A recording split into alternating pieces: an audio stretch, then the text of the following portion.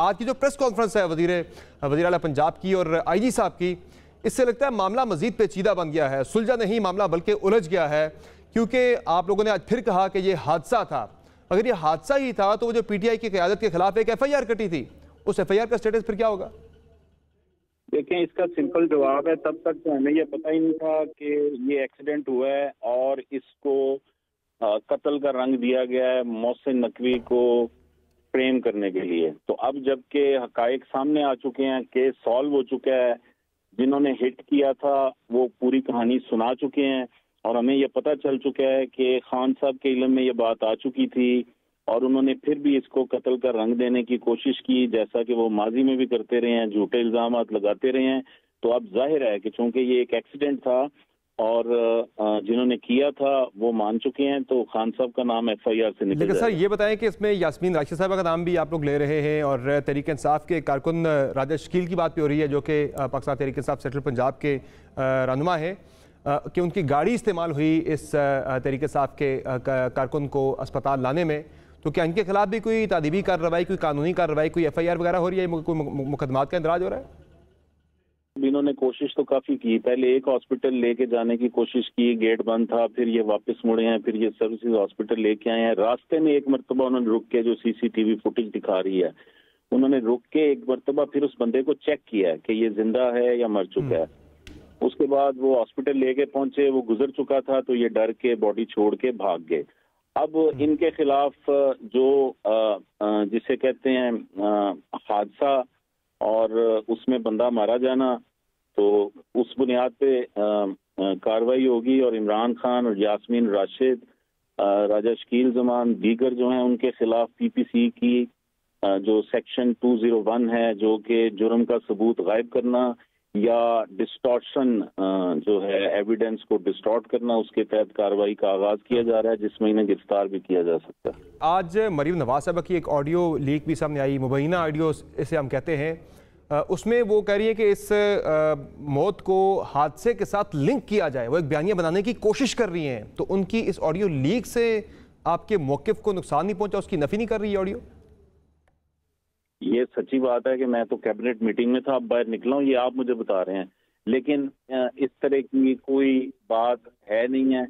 آپ اگر دیکھیں گے وہ ایویڈنس جو آج میڈیا کے سامنے پیش کیا گیا تھا، تو آپ کو سمجھ آ جائے گی کہ یہ معاملہ جو ہے 100% جینوئن ہے، اور اس میں جب آپ ان لوگوں کے ساتھ گفتگو کریں گے وہ آپ کو بتا دیں گے کہ ان سے یہ واقعہ کیسے ہوا اور اس کے بعد انہوں نے کیا کچھ کیا۔ لیکن سر یہ جو ضلع شاہ کے والد کا بیان بھی سامنے آیا ہے، ان کی میڈیا ٹاک سامنے آئی، اس میں بھی ایک الزام آتا ہے کہ مخصوص چینلز کو لے جا کے میڈیا ٹاک کروائی گئی، اس پہ بھی ایک الزام یہ لگ رہا ہے تحریک انصاف کی طرف سے کہ پریشر ڈال کے بظور دباؤ ان سے یہ بیان لیا گیا ہے۔ دیکھیں، ان کے والد نے تو یہ بھی بتایا ہے کہ انہیں پی ٹی آئی کے کچھ لوگ ان کے گھر پہنچے اور انہوں نے ان سے کہا کہ ہم آپ کو 1 کروڑ روپیہ دیں گے، آپ نے جو یہ الزام ہے کہ محسن نقوی نے یہ پر قتل کا کیس ہونا چاہیے اور محسن نقوی ذمہ دار ہے، اس پر قائم رہیں، اور جو بزرگ ہیں وہ ان کے والد، انہوں نے کہا کہ میں یہ کام نہیں کر سکتا، انہوں نے اس سے انکار کیا۔ اب جو بات آپ کر رہے ہیں کہ جو ان کے والد نے اسٹیٹمنٹ دی، وہ اسٹیٹمنٹ جو ہے وہ 1 روز پہلے کی ہے، اور اب جب کہ سارا ایویڈنس آ چکا ہے، تو آج پریس کانفرنس کے بعد چیف منسٹر کی آئی جی پنجاب ڈاکٹر عثمان انور ضلع شاہ کے گھر گئے تھے، انہوں نے ان کے والد سے کنڈولنس بھی کی، اور پھر اس کے بعد ان کو تمام ڈاکومنٹری ایویڈنس، تمام ویڈیوز دکھائیں، پورا ان کو واقعہ سنایا، اور وہ ویڈیوز بھی سنائیں جس میں جہاں زیب جس کی گاڑی سے جس جو ڈرائیو کر رہا تھا ہٹ ہوا تھا ضلع شاہ، وہ پوری ان کو آڈیوز بھی سنائیں۔ تو ایسی کوئی بات نہیں ہے، آپ کو میں یہ یقین دلاتا ہوں کہ یہ کیس سالو ہوا ہے، یہ 100% اسی طرح ہے جیسے ہم آپ کو بتا رہے ہیں، اور یہ چیزیں جو ہیں آہستہ آہستہ اسٹیبلش ہو جائیں گی۔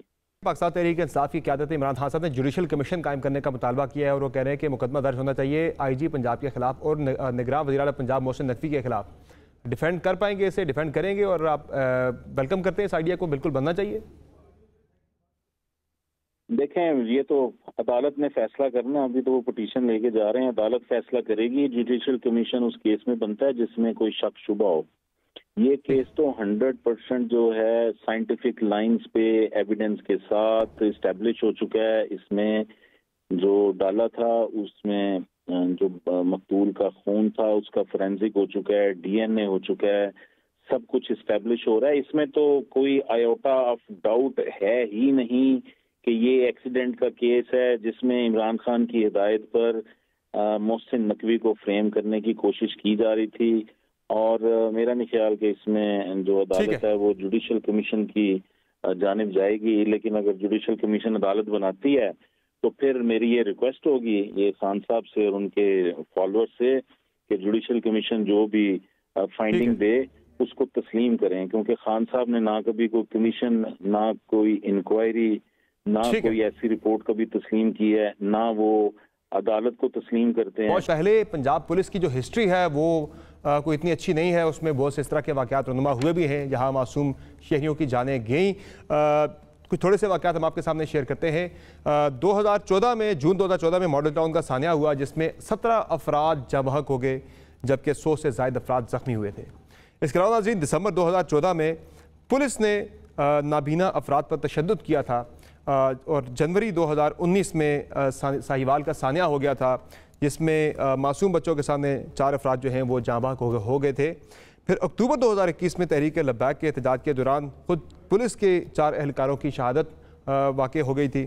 اور 25 مئی 2022 بہت ریسنٹ ایک واقعہ ہے جس میں تحریک انصاف کے لانگ مارچ میں لاہور میں پاکستان تحریک انصاف کے کارکنان پر بے ایمانہ تشدد ہوا تھا اور اس میں ایک کارکن جاں بحق ہو گیا تھا جبکہ ایک پولیس کانسٹیبل بھی اس میں شہید ہوا تھا.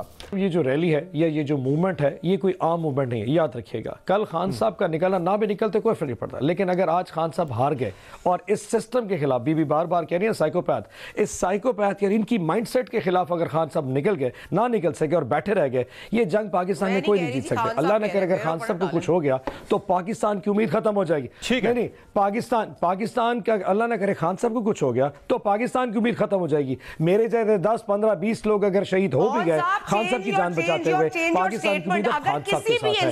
آج کل کچھ ہو گیا تو پھر آپ ریسپانسبل ہوں گے, اللہ پھر اس پر بھی رحم کرے, آپ اس کے لیے بھی دعا کریں. اگر خان صاحب اگر خان صاحب سرنڈر کر گئے نا, اگر خان صاحب سرنڈر کر گئے تو پوری قوم سرنڈر کر جائے گی. ہی کین ناٹ آج اس سسٹم کے سامنے جو لیٹ گیا, اس مائنڈ سیٹ کے سامنے جو لیٹ گیا, پورا Pakistan will pay the price for it. پھر کبھی کوئی جرت نہیں کرے گا ان کے سامنے کھڑے ہونے کی. اس مائنڈ سیٹ کو اگر کسی نے ہرانا تو عمران خان ہے, اور اگر تو ہم سب جائیں گے ان کے ساتھ, ہم سب جائیں گے. And trust me Sana Bibi بی, آپ کو اندازہ نہیں ہم کتنا اس وقت اس کے ساتھ کھڑے. ہمارا جو مائنڈ سیٹ ہے نا کہ اگر آج خان فیل ہو گیا نا تو پوری قوم, میرے بچوں کا پورا مستقبل فیل ہو جائے گا. It will be on you. اس ملک میں انصاف نہیں ملے گا, اگر کچھ ہوا تو it's on you. Please take that responsibility then. It will be on you. اگر یہ بتائیے کہ رحیم یار خان کے جلسے میں ان کو پتا تھا کہ وزیر آباد کے قریب ان پہ حملہ ہوگا, he still went for it. ہم نے ان کو روکا تھا, he still went for it. ہم نے ان کو کہا تھا ذرا بلٹ پروف گاڑی سے مت نکلیں, he still came out just because he believes کہ زندگی اور موت تو اللہ کے ہاتھ ہے. That's the time. اور بی بی جو وقت آنا ہے وہ تو آنا ہی آنا ہے. ٹریلر کے نیچے آپ بس کر دیں, بی بی وقت تو آنا ہی آنا ہے. اچھا پھر اس طرح کہتے ہیں ایک وقت تو آنا ہی آنا ہے, لڑکے مرتے ہیں یا بزدلی سے مر رہے ہیں. اسحاق ڈار صاحب سے غلطی کہاں ہو رہی ہے؟ کیا وہ آپ مانتے ہیں وہ نہیں سنبھال پا رہے معیشت کو؟ بہت بڑی غلطیاں ہو رہی ہیں.